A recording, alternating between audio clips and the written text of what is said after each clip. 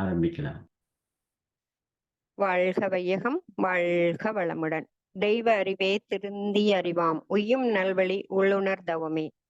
செய்யும் வினைகளை சீரமைத்திட வருவாய் அருள்வாய் குருவே என குருவின் மலரடி பணிந்து வணங்கி, மன வழக்கலை என்னும் விரிந்த விருட்சத்தின் வேறாக விளங்கும் அருளன்னை லோகாம்பாள் அவர்களையும் வணங்கி, இன்றைய தவ நிகழ்வை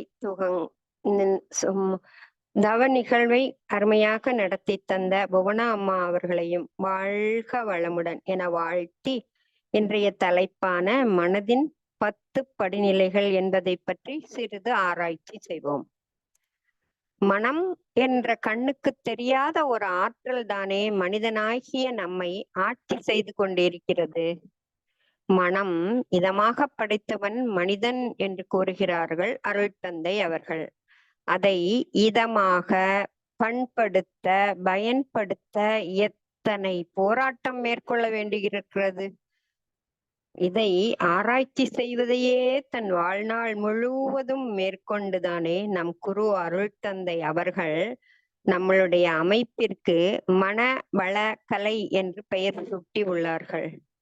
இந்த மனதை பற்றி எத்தனை ஆராய்ச்சி, அப்பப்பா சொல்லி மாளாது.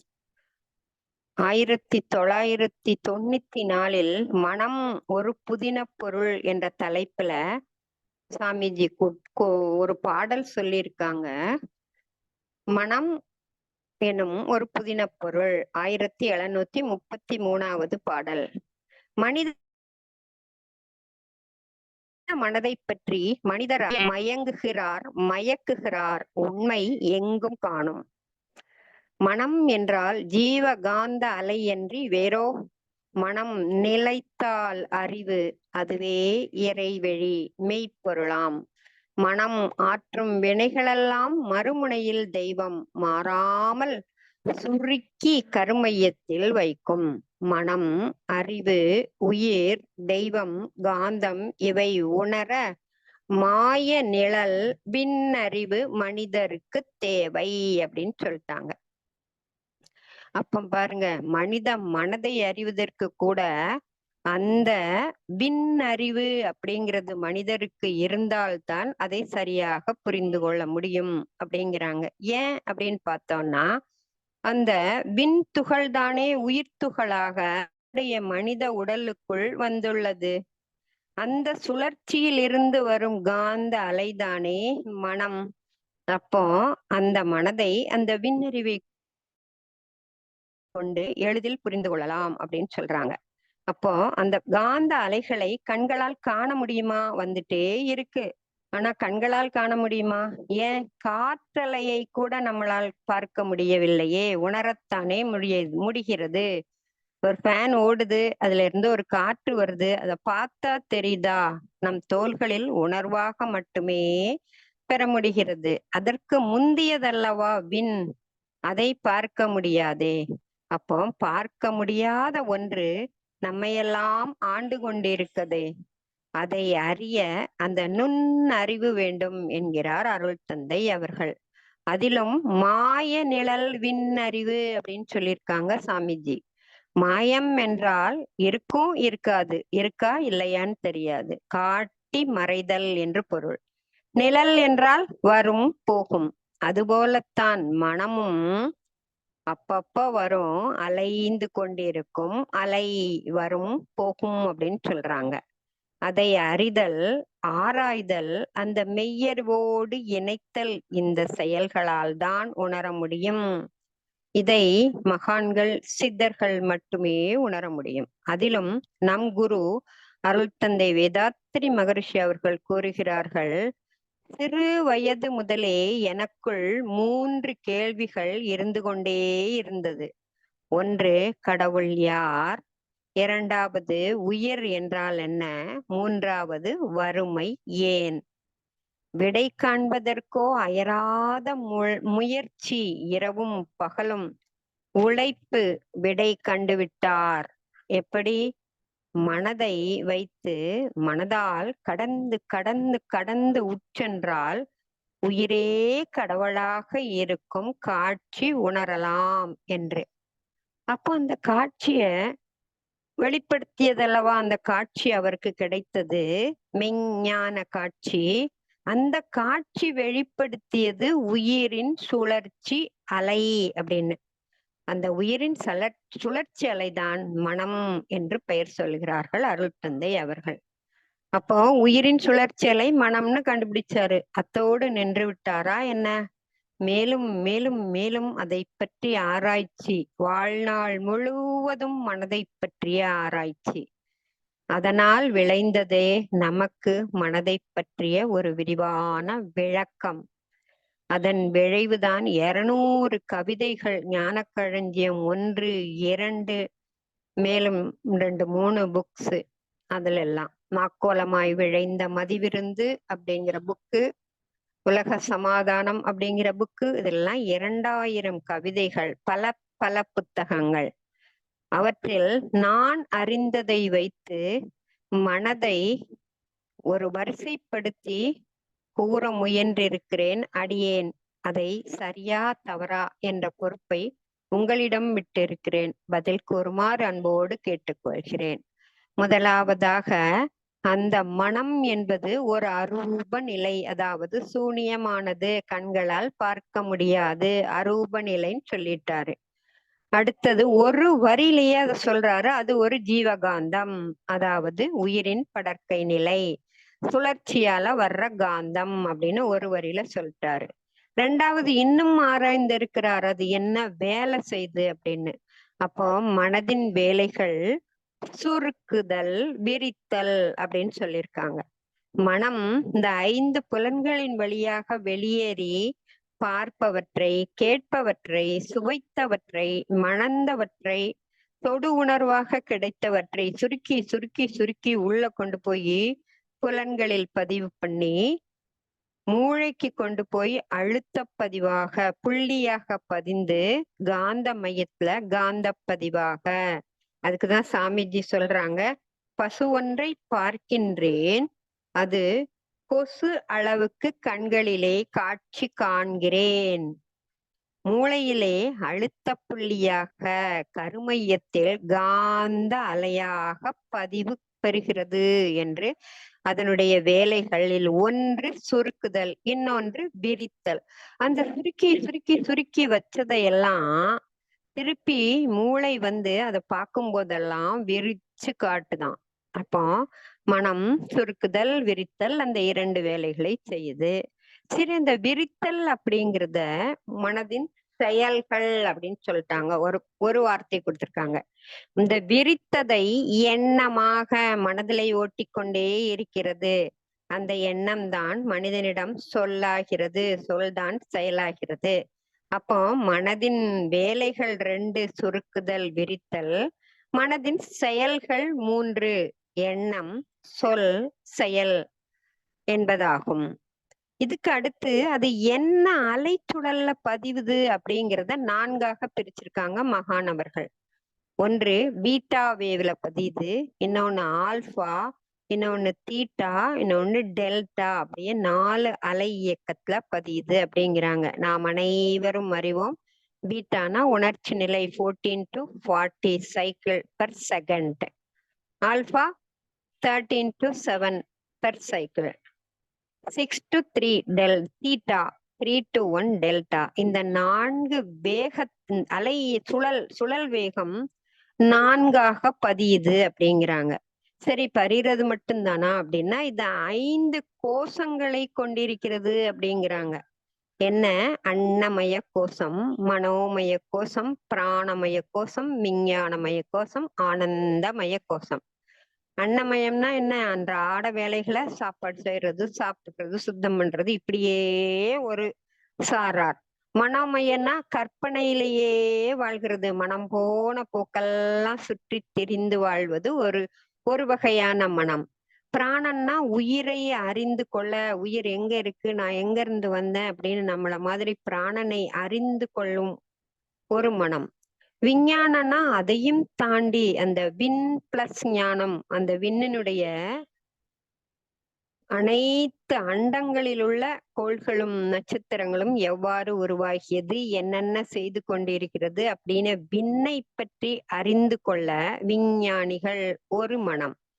ஆனந்தம் அதையும் தாண்டி ஒவ்வொன்றாக கடந்து கடந்து ஆனந்தம் என்கிற அந்த மெய்ப்பொருளோடு இணைந்து இறை உணர்வு அறநெறி இதுவே தன்னுடைய வாழ்நாளாக கொண்டு வாழும் ஒரு சாரார் மனம். இப்படியாக மனம் 5 கோஷங்களை கொண்டுள்ளது அப்படிங்கிறாங்க. சரி, 5 கோஷங்கள் தான் இருக்கு அப்படின்னா அந்த மனமே குறுகிய நிலையில் வேண்டாத 6 குணங்களாக பரிணமிக்கிறது. ஏன்னா நம்ம விலங்கின பதிவில இருந்து வந்தோம். அப்போ அந்த விலங்குகள்ட இருந்து 5 வேண்டாத குணங்கள் வந்திருக்கு. நமக்கே தெரியும். பேராசை, சினம், கடும் பற்று, உயர்வு தாழ்வு மனப்பான்மை, முறையற்ற பால் கவர்ச்சி, வஞ்சம் என்ற 6 தீய குணங்களோட வந்திருக்கோம். அத நாம எப்படி மாற்றணும் அப்படின்னா பேராசையை நிறைமனமாகவும் அந்த தீய குணங்களை கொண்ட மனதை வைத்தே பேராசையை நிறைமனமாக, சினத்தை பொறுமையாக, கடும் பற்றை ஈகையாக, உயர்வு தாழ்வு மனப்பான்மையை கற்பு நெறியாக, முறையற்ற உயர்வு தாழ்வு மனப்பான்மையை நேர்நிறை உணர்வாக, முறையற்ற பால் கவர்ச்சியை கற்பு நெறியாக, வஞ்சத்தை மன்னிப்பாக மாற்ற வேண்டும் அப்படின்னு சொல்றாங்க. அப்ப இந்த மாதிரி 6 தீய குணங்களையும் குணங்களை கொண்டுள்ளது மனம். அதை 6 நற்குணங்களாக மாற்ற வேண்டியது நாம்.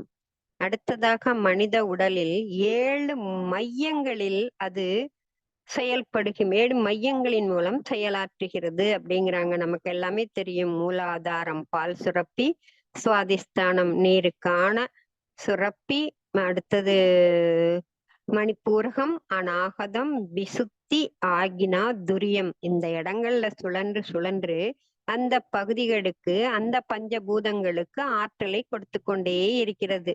இவ்வாறு மனித உடலில் 7 மையங்களில் செயல்படுகிறது. அடுத்தது 8வதாக 8 இயக்க நிலைகளில் மனம் இருந்தால் மட்டுமே அவன் மனிதன். இவற்றில் ஒன்று இல்லாவிடில் மனிதன் இல்ல. பேரையே மாத்திரணும் அப்படின்னு சொல்றாங்க. அது என்னன்னா புலன்கள், மூளை, அறிவு, மனம், உயிர், உள்ளம், கருமையம், ஜீவகாந்தம். அந்த 8ல் 8ம் இருந்தா அவன் மனம் படைத்த மனிதன். இல்லைன்னா அதுக்கு வேற பேரு அப்படின்னு சாமிஜி சொல்றாங்க. இப்போ 9வதாக இந்த 7 மையங்களோடு நின்று விடவில்லை நம்மளுடைய மனம். அதையும் தாண்டி 8வதாக பேரியக்க மண்டலம் என்ற விண்கலம் முழுவதும் சென்று ஒவ்வொரு கோள்களிலும் சஞ்சாரம் செய்ய முடியும். அதையும் தாண்டி சுத்த வெளி, எங்கே இருந்து தொடங்கினோமோ அந்த இடத்தில்தான் அமைதி பெற முடியும், நிறைவு பெற முடியும். அங்கேதான் நிம்மதி, அங்கேதான் அமைதி அப்படின்னு இந்த 9ஆக வகைப்படுத்தி அடுத்தது 10வதாக நம்முடைய தலைப்புக்குள் வருகிறோம். இவை அனைத்துக்கும் மேல் 10 படிநிலைகளில் மனம் செயல்படுகிறது அப்படிங்கிறாங்க. தன்னுடைய நுண்மான் நுழைப்புலன் அறிவை கொண்டு ஆராய்ச்சி. உயிரின் படர்க்கை நிலைன்னு சொல்லிட்டோம். அது எப்படி படர்கிறது? ஆராய்ச்சி தொடர்கிறது. அது உணர்ச்சியாக, தேவை, முயற்சி, செயல், விளைவு, அனுபவம், ஆராய்ச்சி, தெளிவு, முடிவு என்கிற 10 நிலைகளில் ஒவ்வொரு தடவையும் மனம் செயல்படுது அப்படிங்கிறாங்க. ஒவ்வொன்றாக சிறிது விரிவாக பார்த்தால், உயிர் தற்சுழற்சி மூலம் தானே சுழன்று சுழன்று சுழன்று அந்த இறைத்துகள் தானே உடலுக்குள் உயிர் துகளாக இருக்கிறது. அதன் தற்சுழற்சி தானே நம் உயிர் சுழற்சிக்கும் காரணமாகிறது. அந்த உயிர் சுழன்று சுழன்று உடல் முழுவதும் உச்சந்தலை முதல் உள்ளங்கால் வரை செல்களுக்கு இடையே ஓடி ஆற்றல் வழங்கிக் கொண்டே இருக்கிறது. அந்த ஓட்டத்தில் ஏதாவது தடை அல்லது முரண்பாடு அல்லது அளவு மாறுபாடு ஏற்படும் போது அதுவே உணர்ச்சி என்பதாகிறது என்கிறார் அருள் தந்தை அவர்கள். அந்த உணர்ச்சி அப்படிங்கிறது வரும்போது அதை நிறைவு செய்ய தேவை அப்படிங்கிறது ஒன்று உண்டு. இதை எடுத்துக்காட்டின் மூலமாகத்தான் நாம் சரியாக புரிந்து கொள்ள முடியும். அப்போ அந்த உணர்ச்சி அப்படிங்கிறது என்னன்னா, நான் ஒரு செயல் செய்து கொண்டிருக்கேன். தினமும் காய் நறுக்கிறேன், தினமும் சமையல் பண்றேன். அப்போ இன்னைக்கும் ஒரு தடவை காய் நறுக்கிறேன். காய் நறுக்கும் போது எதிர்பார்க்காம என் கையில வெட்டிருச்சு. வெட்டுப்பட்டு விட்டது. அப்போ அங்க ஓடிக்கொண்டிருந்த ரத்தம், காற்று, வெப்பம், காந்த சக்தியாகிய உயிர் சக்தி 4ம் வெளியேறி விட்டது. அப்பா இந்த கத்தி வெட்டிடுச்சு, வலி உயிரே போகுது அப்படிங்கிறேன். அப்போ இந்த உயிரே போகுது அப்படின்னு சொல்றது, ஆமாங்க, உயிர் சக்தி தான் அந்த இடத்த விட்டு போச்சு. அதனாலதான் என்னுடைய வார்த்தையிலிருந்து உயிரே போகுது அப்படிங்கிற வார்த்தை வருகிறது. அது மட்டுமா போச்சு, காற்று போச்சு, வெப்பம் போச்சு. அதையும் பார்க்க முடியல, காற்றையும் பார்க்க முடியல, வெப்பமும் பார்க்க முடியல. ஆனா ரத்தம் என்று ஒன்று வருகிறதே, அதை மட்டும் நம் கண்களால் பார்க்க முடிகிறது.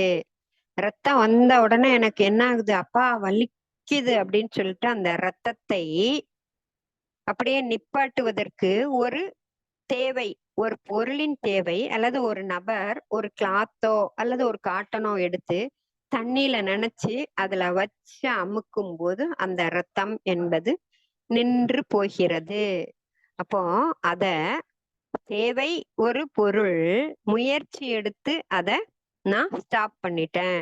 அப்போ வலியாக உணர்வு, தேவை அப்படிங்கிறது பொருள், முயற்சி எடுத்து அதை நிறுத்திட்டேன் ஒரு பொருள் மூலம். அந்த செயல் நடந்து கொண்டு இருந்தது.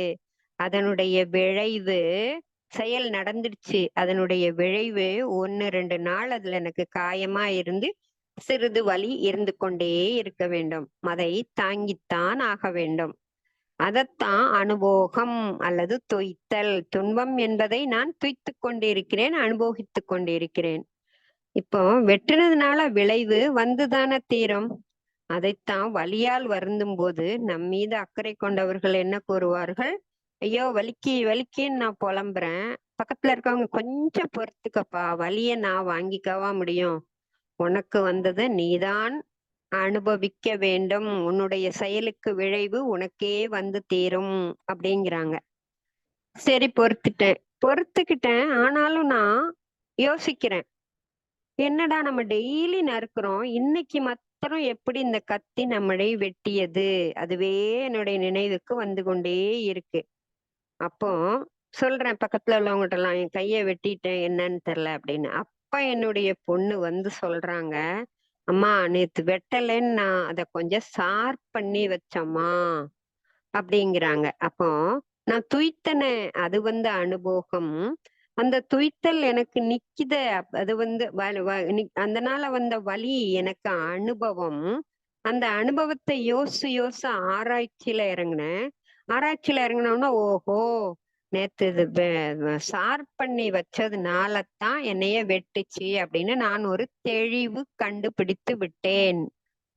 அந்த தெளிவு கண்டுபிடிச்சதுக்கு அப்புறம் எனக்கு ஒரு முடிவு வச்சுக்கிட்டேன். எப்பெல்லாம் அந்த கத்தி ஷார்ப் பண்ணையோ, அப்ப முதல்லயே என்கிட்ட சொல்லிருமா, நான் கொஞ்சம் கேர்ஃபுல்லா இருந்துக்கிறேன் அப்படிங்கிற தெளிவு எனக்குள் ஏற்பட்டு விட்டது.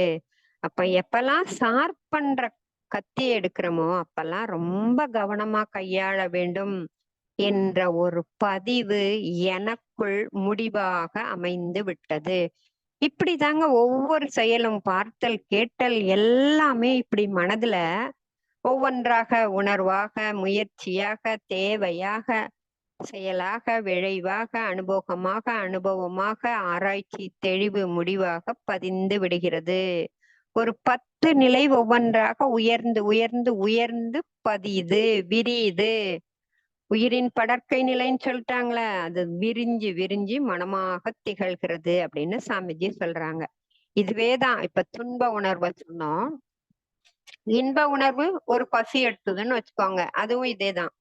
எல்லாம் செய்யறோம், செயல் செய்யறோம், விளைவு இன்பமாக இருக்கு. அனுபோகம் துய்த்தல், நல்லா என்ஜாய் பண்றேன். அனுபோகம் இன்பமாக இருக்கு. அப்ப இன்னொரு தடவை அதையே ருசிக்க வேண்டும் என்று நினைக்கிறேன். இப்படியாக நம்மளுடைய மூளையில் அழுத்த பதிவாக, கருமையத்தில் காந்த பதிவாக வைத்துக் கொள்கிறது மனம் அப்படின்னு சொல்லலாம். இது ஆறறிவு இல்லாத விலங்குகளுக்கு இருக்கா அப்படின்னு யோசிச்சோம் அப்படின்னு சொன்னா, உணர்ச்சி, தேவை, முயற்சி, செயல், விளைவு, அனுபவம் வரை அதுக்கு இருக்கும். அடுத்த 3 நிலை ஆராய்ச்சி, தெளிவு, முடிவு. இந்த 3 நிலை மனிதனாக 6வது அறிவு சிந்தனையாற்றல் படைத்த மனிதனால் மட்டுமே உணர முடியும். சரி, மனிதரிலே மனநிலை குறைபாடு உடையவர்களுக்கு இதை உணர முடியுமா என்றால், அவர்களுக்கு உணர்ச்சி மட்டுமே ஏற்படும். அந்த உணர்ச்சி பொருந்தும் நிலையில இருந்தா அவங்க கொண்டாடுவார்கள். சிரிப்பு, இன்பம். பொருந்தா நிலையில் இருந்தால் அழுகை, ஏதாவது துன்பம் தரும் முரண்பாடான செயல்கள் செய்வார்கள். இவ்வாறு மனிதனுக்கு மட்டுமே ஒரு மனம் என்கிற நிலை 10 படிநிலைகளில் விரிகிறது என்று வேதாத்திரி மகரிஷி அவர்கள் எடுத்து கூறுகிறார்கள். இவ்வாறு தடை வரும்போது ஊக்குவிக்கப்படுவதால் அது உணர்ச்சி அப்படிங்கிறாங்க. ஊக்குவிக்கப்பட்டதோடு நிக்கல. தேவை அப்படிங்கிற வரும்போது தேவையாக எழுந்து நிற்கிறது. தேவையை சமன் செய்ய முயற்சி தோன்றுகிறது. முயற்சியின் காரணமாக செயல், இயற்கை ஒழுங்கமைப்பின்படி செயல் விளைவை தருகிறது. விளைவு அனுபவத்திலிருந்து ஒரு அனுபவம். இப்படியாக ஆராய்ச்சி, அனுபவத்திலிருந்து ஒரு ஆராய்ச்சி, தெளிவு, முடிவு என்ற ஒரு முடிவினை எடுத்த பிறகு அந்த உயிரானது இன்னும் கொஞ்சம் விரியணும் அப்படின்னு வேதாத்திரி மகரிஷி அவங்க சொல்றாங்க. அதாவது படற்கை நிலை என்ற ஆற்றல் தன் மனம் வரை குறுகி நிற்காமல், தன் அளவு வரை குறுகி நிற்காமல், அந்த நிலை விரிவாக விரிந்து இறைவனை பற்றியும் ஆராய உயரும் நிலையே அறிவாக மாற்றம் பெறுகிறது. அப்ப மனமே உள்ள கடந்து சென்று சென்று சென்று ஆராய்ந்து ஒரு தெளிவு நிலைக்கு வந்து அதுவே பழக்கமாகி இது போல இறைநிலையும் நான் எங்கிருந்து வந்தேன், என்னுடைய உயிர் எங்கிருந்து வந்தது அப்படிங்கிற ஒரு தெளிவு நிலை வரும்போது அதுவே அறிவாக மாற்றம் பெறுகிறது அப்படிங்கிறாங்க. அவ்வாறு விரியும் மனதை அலைச்சுழல் குறைக்க தியானத்தில், அதாவது உயிரில் லயமாகி அதன் உள்ளே அறிவாக செயல்படுகிறது அப்படிங்கிறாங்க. அததான் அந்த அறிவுக்கு போகும்போது சாமிஜி ஒரு வார்த்தை சொல்றாங்க, அதுவானால் அதுவே சொல்லும் அப்படிங்கிறாங்க. அப்ப அந்த அறிவுக்கு நம்மளுடைய பிரச்சனைகளை கொண்டு போனோம் என்றால் அங்கு இறைநிலையே நமக்கு ஒரு நல்ல தீர்வு கொடுக்கும். அந்த அறிவுல என்ன இருக்கு? அந்த அறிவு பொதுவானது. சாமிஜி இறைநிலை தவத்துல சொல்லுவாங்களே, கருமையம் ஒன்று, ஆனால் பதிவுகள் ஒன்றோடொன்று இணைந்துள்ளது அப்படின்னு. அப்ப மற்றவர்களின் அனுபவமும் நம்மளுடைய அறிவோடு இணைந்து நல்லவற்றையே சொல்லும், நல்லவற்றையே செய்யும். இதனால் வெற்றி, மன அமைதி, மன நிறைவு என்பதே ஏற்படும். இந்த மன நிறைவுதான் தன்னம்பிக்கையை அதிகரிக்க செய்து தானம், தவம் இவற்றிற்கு நம்மை இழுத்துச் செல்லும் என்றே கூறலாம். இதைத்தானே அவ்வை பிராட்டி அரிது அரிது மானிடராய் பிறத்தல் அரிது, அதனினும் அரிது கூன் குருடு செவிடு பேடு நீங்கி பிறத்தல் அரிது, அதனினும் அரிது ஞானமும் கல்வியும் நயத்தல் அரிது, ஞானமும் கல்வியும் நயத்தல் கிடைத்தால் தானமும் தவமும் தான் செய்தல் அரிது, தானமும் தவமும் தான் செய்ய பெற்றால் வானவர் பூமி வழி திறந்திடுமே அப்படிங்கிறாங்க. வானவர் பூமி என்னங்க? நாம மகான் சுட்டி காட்டுறார சுத்த வெளி. அங்கே போவதற்கு வழி இந்த மனதை பண்படுத்துதலே அப்படின்னு சொல்றாங்க அருள் தந்தை அவர்கள். அங்கே சென்று இந்த உயிரும் மனமும் பேரமைதி, பேரின்பம் என்ற நிலை எய்தவே இந்த மனித பிறப்பு. மனம் என்ற படைப்பின் நோக்கமே அதுதான். 6வது அறிவின் சிறப்பும் அதுதான். இதைத்தானே பக்தி மார்க்கம் கூட சிந்தனை செய் மனமே, செய்தால் தீவினை அகன்றிடுமே அப்படின்னு சொல்றாங்க. யார? சிவகாமி மகன். அந்த விண்ணில இருந்து வெளிவந்தது ஒரு காந்த சக்தி, அதை வழிபடு அப்படிங்கிறாங்க. அந்த காந்தம் தான் கந்தனாக மருவியது. ஷண்முகன்னு ஒரு வார்த்தை சொல்றாங்களே, ஷண்முகன்னா 6 முகம், 5 முகமாகிய பஞ்சபூதம், ஆறாவது காந்த சக்தி, அதுவே நம்மளுடைய ஜீவகாந்த சக்தி. இவ்வாறு ஆறாவது அறிவு, யூக அறிவு, சிந்தனை அறிவு கொண்டு சிந்தித்து விரிந்து விரிந்து விரிந்து புறப்பட்ட இடம் நோக்கி நாமும் நம் அறிவின் பயணம் மேற்கொள்வோம். வாழ்க்கை எனும் கடலில் மனம் என்னும் அலைகளை கடக்க குரு என்ற தோணியில் ஏறி அவர் தந்த இறையுணர்வு அறநெறி என்ற இருபக்க துடுப்பை விடாது பற்றி கொண்டு முழுமையடைவோம் என கூறி வாய்ப்பளித்த நல் உள்ளங்களுக்கு நன்றி கூறி நிறைவு செய்து கொள்கிறேன். வாழ்க வையகம், வாழ்க வையகம், வாழ்க வளமுடன், வாழ்க வளமுடன் அம்மா, வாழ்க வளமுடன்.